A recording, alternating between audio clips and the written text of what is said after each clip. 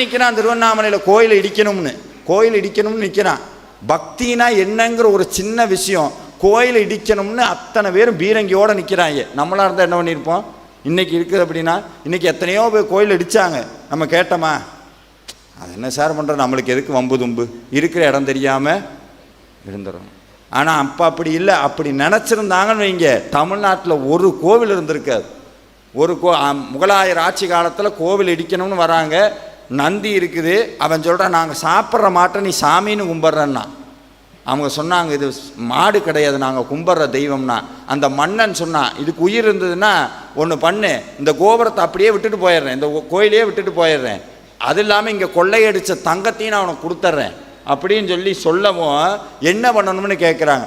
நந்தி எந்திரிச்சு கால் மாற்றி உட்கார சொல்லுங்கிறான். கல் நந்தி எந்திரிச்சு கால் மாற்றி உட்காரணும்.